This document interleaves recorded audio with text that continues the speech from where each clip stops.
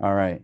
So while we're chit-chatting a bit, Rodney, thanks so much for being here, especially the holiday weekend. We're having a good time here, chit-chatting about entrepreneurship and speaking. And really, I love speaking. I don't know if people realize this. It is so much fun. Rodney, thanks so much. Thanks so much for being here, especially the holiday weekend. There we go. All right. So we are on the live, my friends. Okay. So I'm not going to go out and tell anybody now, but we are good to go here. So, Rodney, thank you so much for being here. And I got to say, I'm so happy that we were able to finally do this because I've been talking to you we've been to so many martial arts expos and events. We've seen each other crossing paths. Like you've seen my movies, I've seen your books, and I was always impressed with you because like you always came out there, you always had a smile. You're always promoting your next book and just talking about your story. And this is what's important for people. I would love to hear people talk about who are you, what was your journey, and a little surprise for people that you and I talked about earlier. Please do share with them. So let's start at the beginning. Um, why did you start in martial arts? Why did you begin? Sorry, I think you're muted.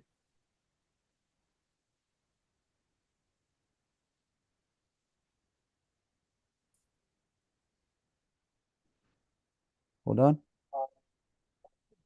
Start in martial arts. Why did you begin? Sorry, I think you're muted. All right. Rodney, I'm still not hearing your audio. Can you check that, please? And we'll get moving.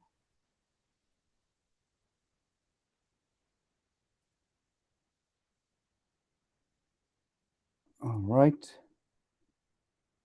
Search with your voice. That's not working. So thanks everyone for being here on the live. And as you know, sometimes you get tech issues.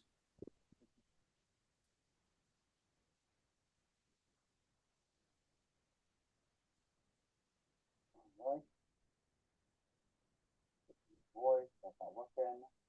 So Can you hear me? yes, there we go. Good. There we go. All right. Beautiful. That's it. There we go. Now we got you. Hey, that's All how you right. know it's live, right, friends? It's never. Well, first of all, thank you for inviting me, Raja. It's a pleasure. You, like you said, you and I have been crossing paths for many years at Yep. tournaments, expos, you name it, we've been there.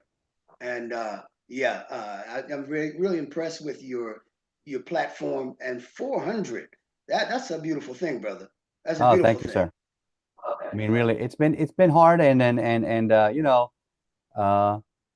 share a fun thing with you here. Here's something else we you saw this year. We were taking still shots of the movies. I remember sharing this. Remember that one?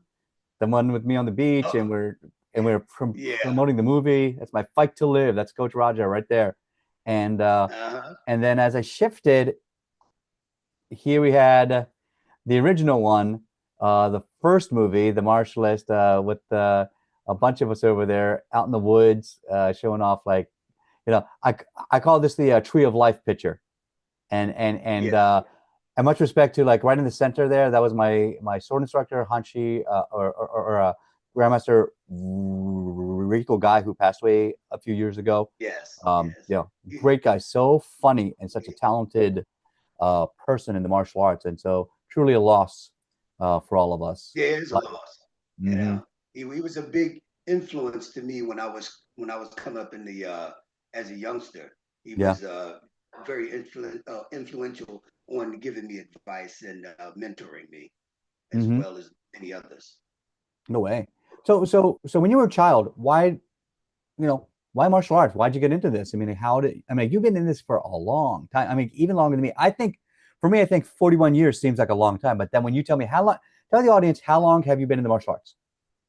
I've been in martial arts for like 54 years now. I Oh, started when I was 12, wow. and I Yep. lived in North Philadelphia, one of the toughest neighborhoods in Philly, and Yep. martial arts was well, I was always a fighter. I found out when I was in the in the first grade, that Yeah. I could fight because I got attacked and I just let go. Mm-hmm. Martial arts just made my street fighting just even better.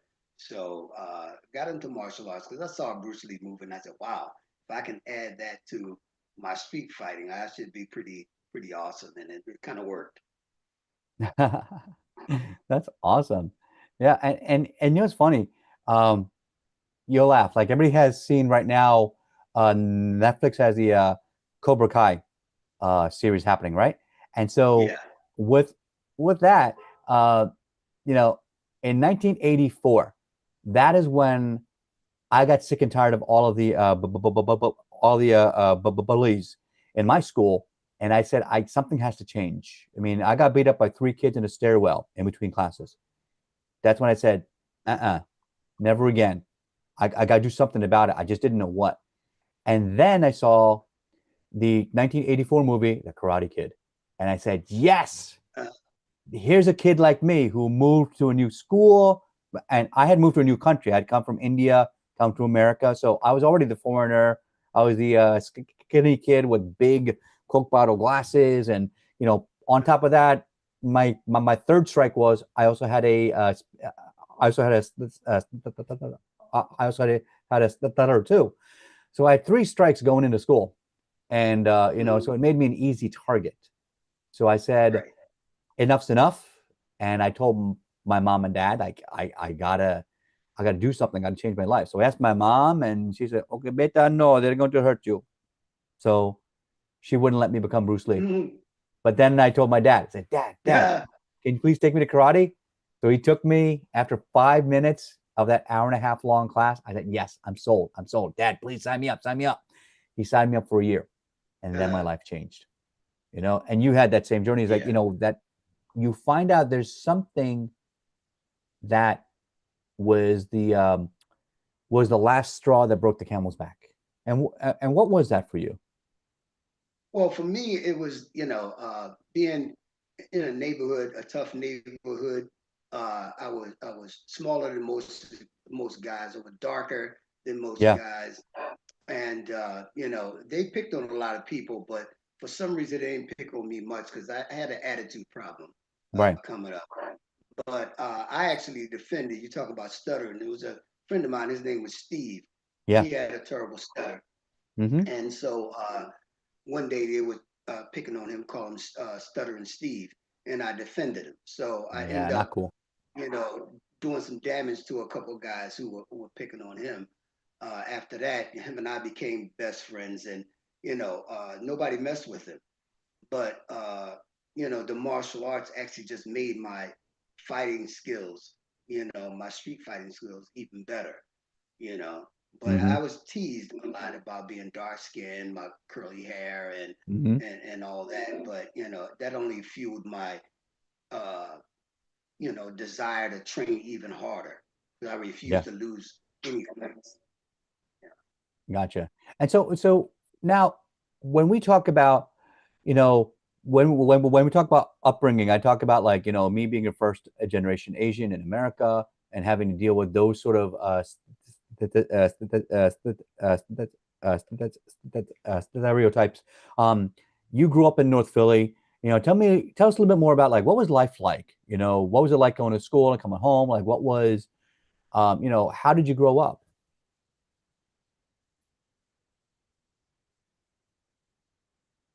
Well, because we are so poor, we live in a neighborhood where you know some of the families were had both parents. I grew up with just my mother, Yeah. and the fact that I didn't have a father was a kind of an issue.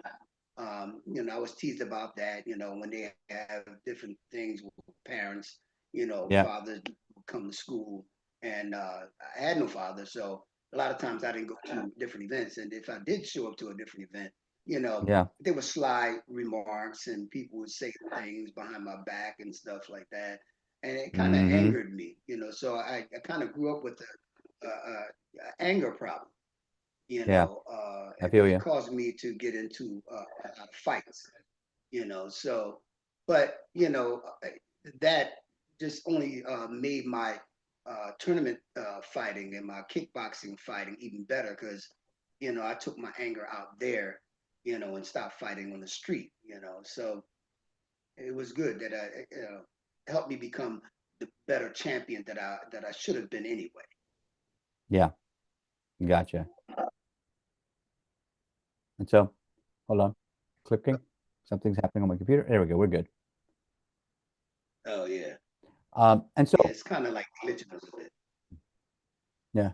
So, so once you got into martial arts, what was your favorite? I guess a lot of people go into martial arts and they're learning kata, they're learning hyungs, they're learning forms, or they're learning sparring, kickboxing, or self-defense, or they might get into weapons training. What did you like the most? You know what? I loved it all. You know, Hmm. anything that had to do with fighting or learning the skill. You know how to defend yourself in different ways, whether you're using a weapon, whether you're using hand-to-hand combat. And Hmm. then when it came to forms, it was about just showing the skill.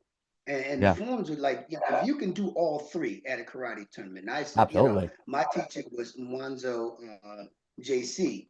Oh, I know him. Oh, He great encouraged guy. us to do them all. You remember Wanzo, right? I remember Alonzo. Yeah, yeah, Yeah. So he taught us how to do all three. And yeah. so Vitasana. when I went out there to compete, I would first do weapons. I would win in that, and then I would do Yep. forms. After forms, I would do fighting. So Hmm. it was like I was well rounded in that, and he forced me and made sure that I was good at all of it. So any weapon that I put in my hand, Yeah, I was able to use. When I did empty hand, I was able to be proficient at my movement and showing the skills that I learned. And fighting was just I was natural at that, so it was a lot of fun. You know, so yeah. I got you. I remember going to tournaments. I remember we started out as a World Taekwondo school, and I used to do weapons first. They'd have breaking, but I would skip that because I didn't have to. I didn't have money, and I couldn't bring boards to the tournament.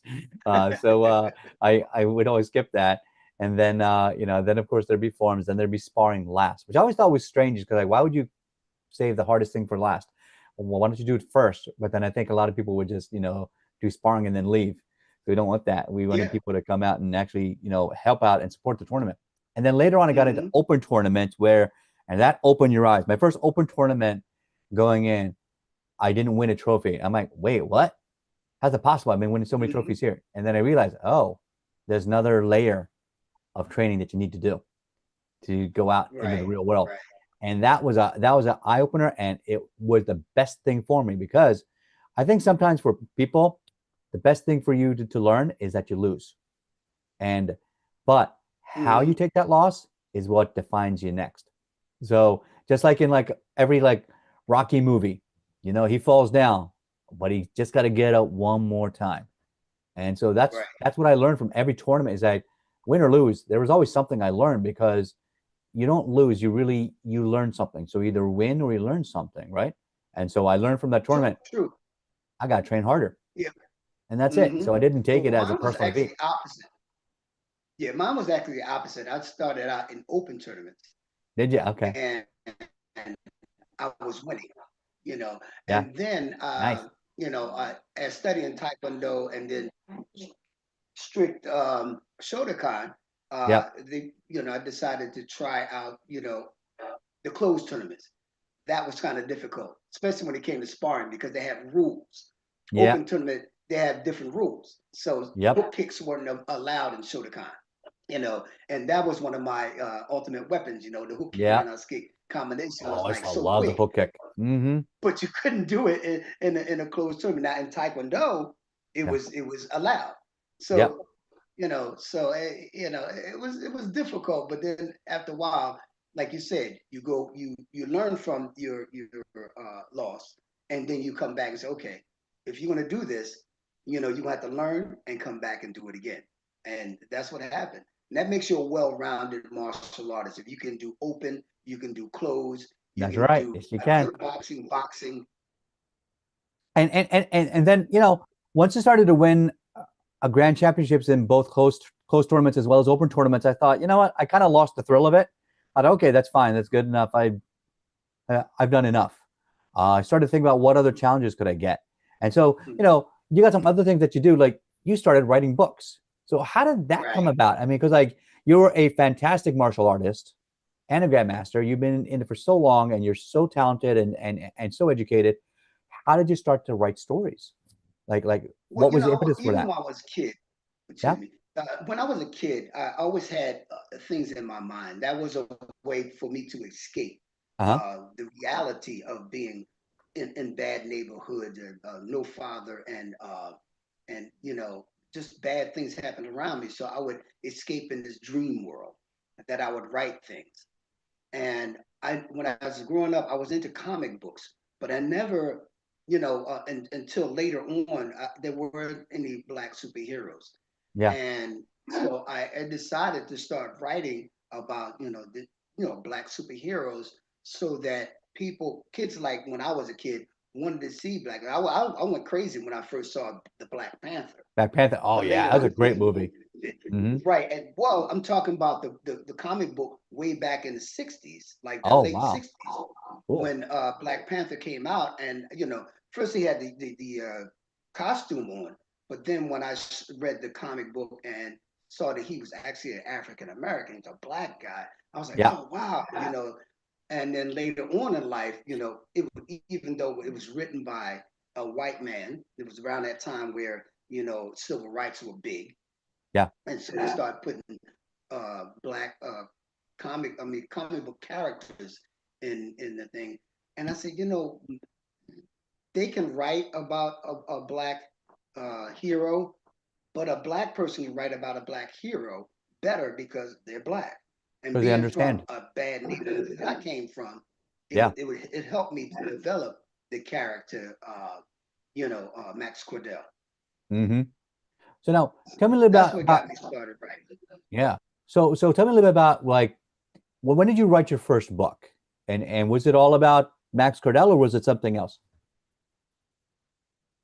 Well, the first one that I actually wrote and published was Max Cordell. Okay. I wrote other things, but they were just writing, off my, out of my mind. But this was a character that I actually developed, Hmm. and I developed it because I was working at a detention center at the time, and the kids were, just just gang wars and stuff like they were doing. And so I was trying to help these kids. So Yeah. these kids would ask me for these hood books. I'm like, what's a hood book? He said, oh, if you go to this store, you'll find this hood book. So I went to the store and I found this hood book. Yeah. And they all it was about violence and drugs selling and all this stuff like that. So I said, that's not helping you develop in here, son. No, So exactly. I Doesn't was at my that does detention not center and define I you. wrote the first, huh? That does not define you, right? Because you No, have no, to, it doesn't. So I wrote the first one. I wrote Max Cordell, the first book, and it was about a guy who actually grew up in a bad neighborhood, worked his way out of the neighborhood, became a lawyer. hmm He was also a martial artist, and he ended up being pretty big at what he did. Unfortunately, he was accused of something he really didn't do, and he yeah. lost everything. So it's like a rags to riches to rag type Yeah. thing. Hmm. And then throughout that, he redeveloped himself. So he was down, he came up, he got knocked down, he got back. So by the time the kids read that, it told the kids that no matter what you do, if you fall, if you get back up, you're going to be fine. You don't have to resort to negative stuff. If you stay positive, you're going to be fine. So they read the book and went nuts. A lot of the Hmm. kids that read the book, they changed their life around. So I said, this is the superhero that's going to save these kids. So I continued to write about Max Cordell. It's supposed to be an 8 book series. I did 1 to 5 so far. And every time I write a book, I go back to that detention center and I give a load of books to that detention center so the kids can read. Oh, that's awesome. Thank you so much for doing that, man. You get a victory belt for that, for you are changing lives. And that's really the key for these Yeah. books. I think the written word is so powerful. People think they have to change the world with guns and violence, and you know, that's why we have wars, and you know, but sometimes you just got to sit down and listen. I mean, God gave us two Mhm. ears for a reason, and problem is a lot of people don't want to use them. But if you sit down and really listen to somebody else, even if they have the opposing opinion, you can start to figure out what it is that they want. What's the reason why they want it? And maybe Mhm. that's something that we can connect on. And what you did, showing people that you don't have to accept what everybody else is saying about you, that you can change your fate, that you can create your own niche in life. And that is so Mhm. powerful. So really, thank you for doing that. And you know, I I just had a thought like you know, when I was younger, basically like I didn't think I could become a doctor because I would have to talk to people, and my speech was so bad I couldn't, Mhm. hold longer conversation without like a somewhere along the way I would get a 30-second block, you know. So I remember Mhm. in elementary school, my second grade teacher thought that I was mentally retarded. And so she told the guidance counselors that and the other teachers that. So I got put into special education for years and I had to fight my way out of that, scratch and claw of it. And I noticed, what are they doing? I saw there were also a lot of black children in that group. And I said, wait, what's Mhm. going on? I feel like sometimes they were purposely trying to select the non-white kids and put them, try to find a way to keep them down. So I Right. said, you know what? I like these kids, but I don't think this is me. I don't think I belong in this group. So I fought with my academics. I said, Mhm. I'm going to show them what I can do. And by the time I got to sixth grade, I had the highest grades in math and science, not just in my class, but my entire grade. And then by the time I got to Right. ninth grade, a lot of my friends were in the gifted program in the high school. So I asked the Mhm. guidance counselor and the principal, why aren't I in this? Because no offense, I thought I was a little smarter than maybe half of them. And I thought, so if that's the case, why am I not in here? I said, oh, well, that was decided back at elementary school. Like, what? How are you going to decide somebody's potential back in freaking elementary school when they don't even know who they are? Right. So Right. I Uh, brought my dad in, we fought with them, and you know what ended up being? They said, well, we're sorry, but the school doesn't have the budget. You might have to pay for the IQ test. I'm like, is that it? You're gonna hold me back because of a little bit of money? I'm like, I told my dad, yeah, pay it. Done. And then as soon as they heard that, they're like, okay, fine, done. We'll pay it. Next. And then the principal realized his mistakes. Like, oh yeah, you're right. That's kind of silly, isn't it? We'll find a way to get you tested. They tested me. And then I got mhm. into the gifted program. And I'm not here to tell you my IQ. I'm here to say that we all have potential that we don't realize. And until someone believes in you, you have to believe in yourself. And like I love that Exactly. story of you. It's Exactly. like you believed in yourself, and that's why you and I, Mhm. we are blood brothers because we got the same story. You had to find a way to believe in yourself and make something of yourself. Right. And You know. people who do that, it's a common Yeah. bond. Yeah. Well, remember we were talking on the phone, and I told you about my dyslexia, Let's right? hear about this. Yeah. So when I was growing up, yeah, I was, I'm still dyslexic to this day. Mm-hmm. Um, but back when I was coming up, it was you were either in the smart class or you were in the dumb class, as you were talking about. Yeah. So, Mm-hmm. and so they kept trying to put me in the dumb class. And what I would do, I would Yeah. study harder than anybody else. When everybody was outside playing basketball and doing all this stuff, I was studying. So Yeah. couldn't read right off the bat. What I would do, read the chapter over and over again. Then I would memorize the chapter.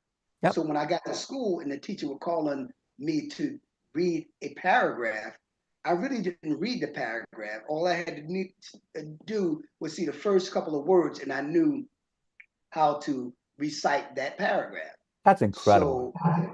So one day, I had the book up like this here, and I'm reading this paragraph, and the teacher kind of like caught me. So at the end of the class, she said, "I want you to stay after class." So I stayed after class, and she said, "Rodney, you're not reading, are you?" I said, yes, I am. And she said, no, you're not.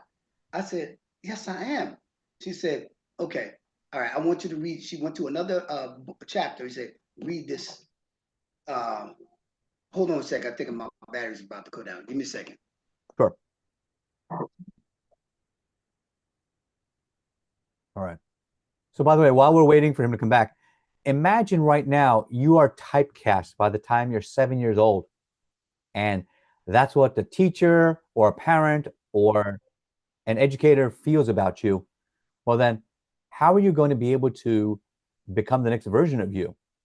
Like my friend Frank King was just saying earlier, is that you only have, there's so many different invisible disabilities. Now, when I do my keynote, I talk about that entire list of so many invisible disabilities that people have, everything from physical to mental to emotional to neurodiversity. And as we're doing this, guess what's happening? We have to have the opportunity to express that people are capable of so much more. And that's what Victory Mindset Academy is really all about. So for those that have been with me and been clients of mine, I want to thank you all. And I'm not going to divulge any names because we have some powerful people in there, and we have the opportunity to elevate your life and to become the next version of you. And that's really what we do here. And so once we get Mr. Nobles back, I want to ask you all, what is holding you back? What is holding you back in your life? Can you imagine if it was simply your belief system? You see, for me, like when I talk about words, I talk about words are a powerful source for you to change your life, right? So, so it ain't just about, oh, well, I'm going to talk about believing, oh, I think I can do it. No, it's not about that. We all hear the story of, I think I can, right? About the little choo-choo train that could, they're like a little train that could, and that train in the beginning, hold on one second. So it seems like we're getting Ronnie over here. Hello, sir. How's it going?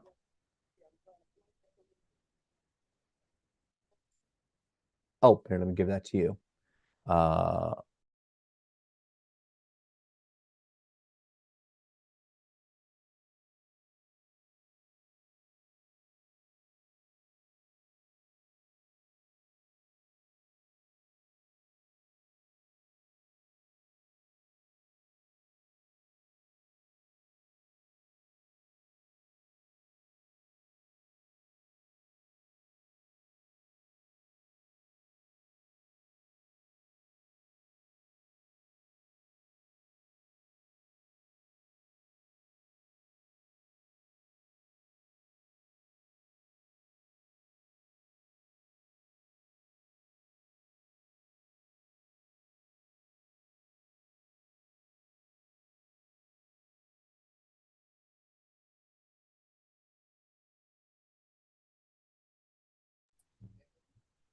yep, there we go. He's back.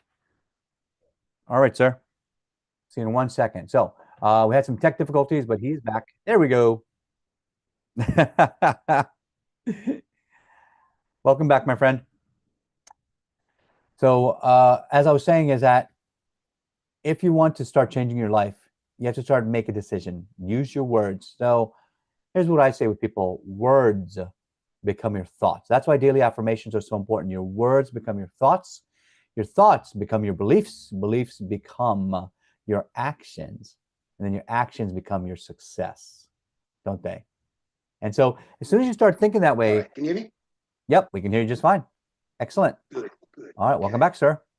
Yeah, thank Right. you. Sorry about the my battery went on my I think laptop. everybody out there knows every once in a while there's a tech issue, and Oh yeah, we just fix it and we move on. No use crying over absolutely. the past, right? So Yeah, we were just talking about. Let me make sure I can pin you here, or we're good here. We got about 10 minutes left here. So, um, uh, so you started about talking about your dyslexia. When did you find out when that teacher finally grabbed you and said, "All right, read this"? And so, yeah, what happened? Let's continue that story. And what were the steps after? yeah. I couldn't read it out like I did. So she said, you were reciting I mean that paragraph. And so I had to admit, yes, I did. She said, well, why did you do that? And I told her, I said, because I can't read like the other kids. She said, so you memorized the whole chapter? I said, yes, ma'am. So she said, okay, you are suffering from what you call dyslexia. I'm like, the what? Yeah. The what? Kid found out about it. And she said, but what you're doing is you're creating a way for you to, uh, you know, be up with the rest of the kids. So I mean, it kind of worked out for me, and eventually I got confidence enough to start writing poetry and doing stuff like that, and that's where the books came along. So dyslexia will not stop you from doing what you want to do. Stuttering won't stop you from doing what you want to do. You just have to Boom. believe in yourself That's and right. keep moving forward, and don't listen to the negative stuff. Listen to the positive stuff, because people believe in you, Mm-hmm. and like you said, you have to believe in yourself. All right. Well, Rodney, this has been an amazing interview already. I mean, I think that everybody out there that's been following, please leave a comment. What was your biggest takeaway? What did you love about it? What are you going to do next? Because had you not known that Grandmaster Noble has a invisible disability, you would have just thought, oh, life's easy for him. No, life's not easy for a lot of people.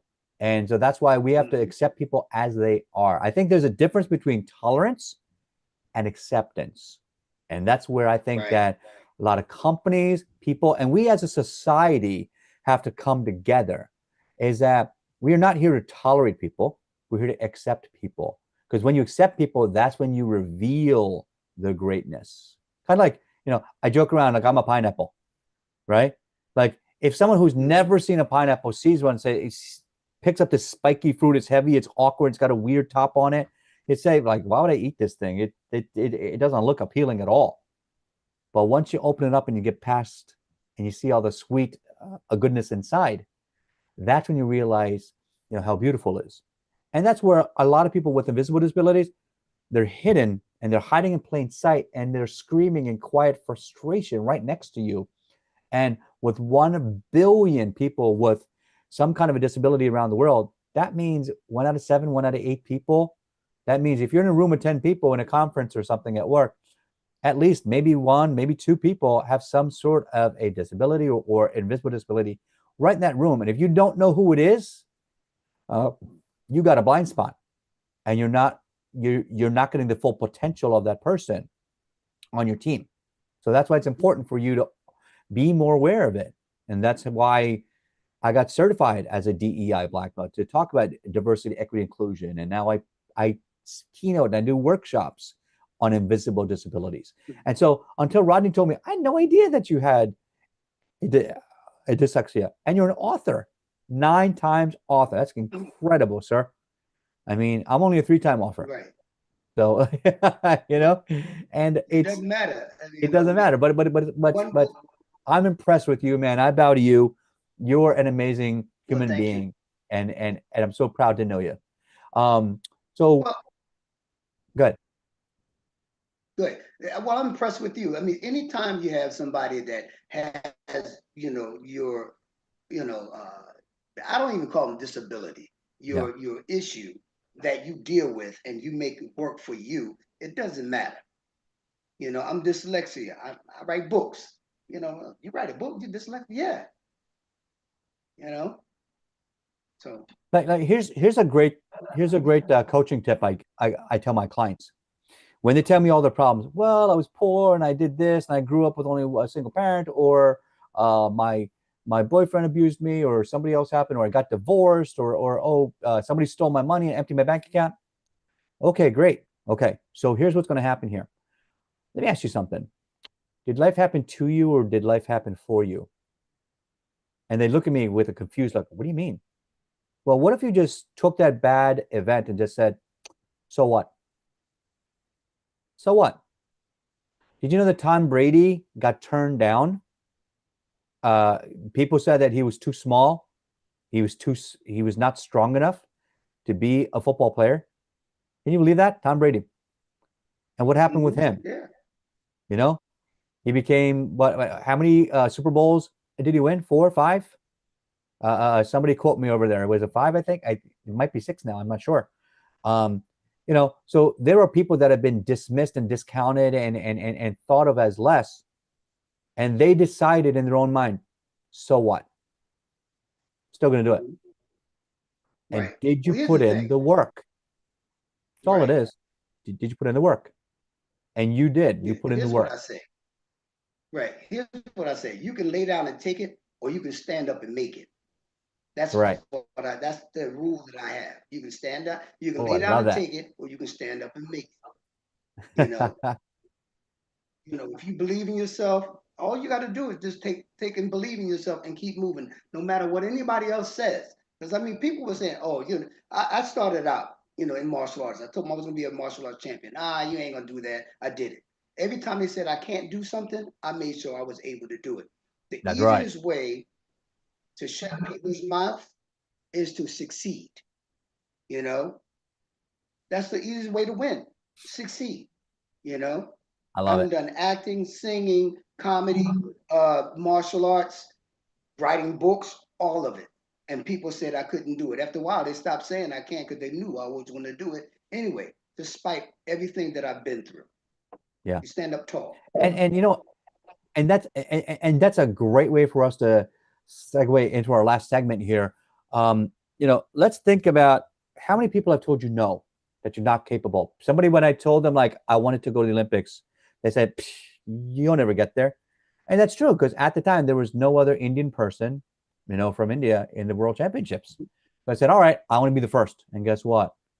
I was the first. I qualified, but then it didn't go. I held Yeah. myself back. So I didn't have that belief in myself.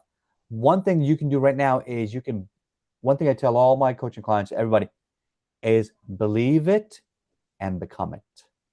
Because if Exactly. you if you listen to if you listen to like um Muhammad Ali or Mike Tyson back in his heyday, you know, you, you know, Ali used to say, I'm the champ. I'm the greatest in the world. He was the original GOAT, right? The greatest of all time. You know why? He Mm-hmm. believed it. He was a champion in his own mind before everybody else believed it. And that's what every champion is. Every Absolutely. champion is a champion in their own mind before Mm-hmm. everybody else sees it. So you're Mm-hmm. going to have to wait for people's acceptance, but you got to believe it in yourself first. And you can do this. So, Absolutely. Rodney, Absolutely. you have your book. Can you share with me what is your book link so that people know where to get to you and how they can grab your book? Well, they can go to rodneyanobles.com. That's my website, and click on books, and they will see all the books. They will see the new book number 5 of the Drifter, which is the Indestructible, and Yep. they'll see the new book here that's Yep. called They Call Him Sir. They That'll call me be out sir. soon. I love that. Yep. I love that title. That's fantastic. It's funny. I was just Yep. talking to somebody. Um, I just gave a 2 month self defense fundraiser this summer, and I was teaching Mm-hmm. Krav Maga and teaching practical street self defense, and of course, like at this point, like I've trained in 6 different styles, and I take the best of each, and starting on my 7th, so I created this like 7 zone fighting system, and it's fascinating to see how people learn. And when I told them that, I just thought, what is the one thing you can learn today that you can apply? And a lot of people don't do that. Today, at the end of this seminar, at the end of this amazing 400th interview with our amazing guests, Master Nobles, what are you going to take away? I used to be insecure and tell my students, all right, call me master. And now, when I get my grandmasters, call me grandmaster. Nah, I don't do that. My Mm-hmm. my kids classes, they call me sir. My adult classes, I say, call me by my first name. Just call me Raja, because it's I don't need the ego boost by a title. What I do is I just say, listen, how can I help you? My success Mm-hmm. is watching my students grow, and that's all I Right. want. And that's what I Yep. I agree. that's what I do now in life, is that I'm looking for ways to help others and to uplift them. Hmm. And like a rising tide, and this is called the Rising Tide Summit. And like a rising tide, we're Right. going to raise all the ships in our life. And that's how we do so, by Hmm. helping each other. So, Right. Rodney, I have one last question for you. If someone gave you a blank check with unlimited resources, how would you, what's your grand vision to change the world? My grand vision to change the world is I would start with the children. I would start with the children, getting them educated, getting them knowing exactly what I can do to help them, Hmm. so they can have it a little easier than we had it. Yeah, To take people with issues like mine and yours, and teach them and develop them, and use that money to get programs and resources for those kids to become what we had to work our butt off for. Of course, they still have to work, but yeah, that's what I would mainly use. I'm talking about all over the world, not just in the United States. yeah. I love it. Thank you for that. That's amazing. And that's right in alignment with like one of my high level goals is that I want to touch 1 billion lives. I want to change 1 billion mind shifts. And Mhm. like where I grew up in India was very poor. I grew up in a Right, in a state called Gujarat, and we grew up in a very small village, and you would see the ultra pure or poor right next to the super rich. And like it didn't make sense to me. How come all these rich people are I right know. next to these super poor people who can barely afford food for the day?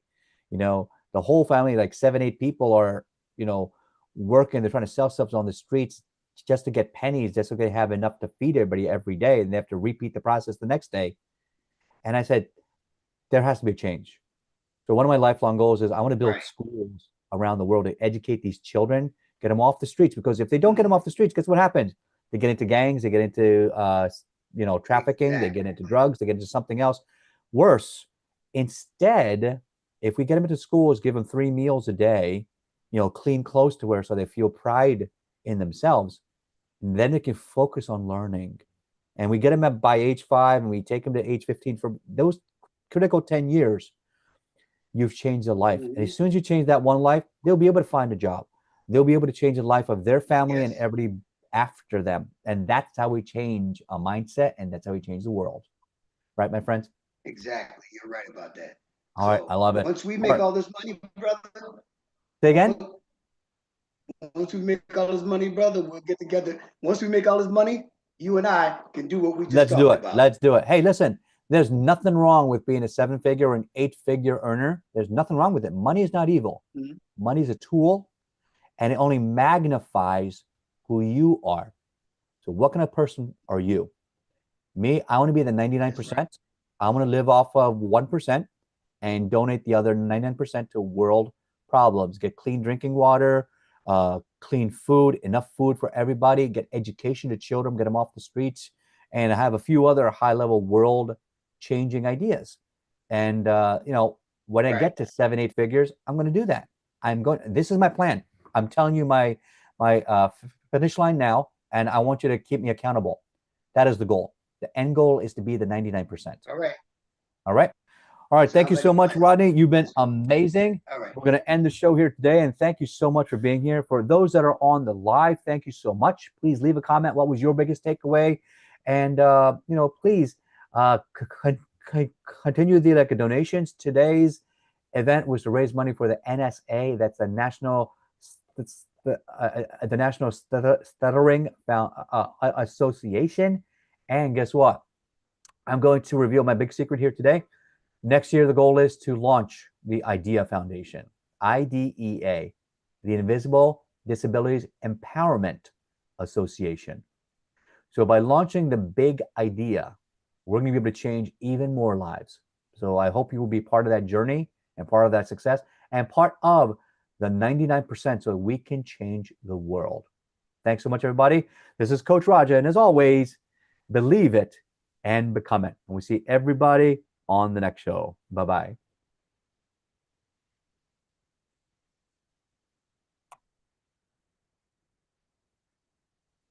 All right, man. Let me see if I All right, can get. Raj. Thank you very much. You are very welcome, sir. All right. I'll see you pretty soon.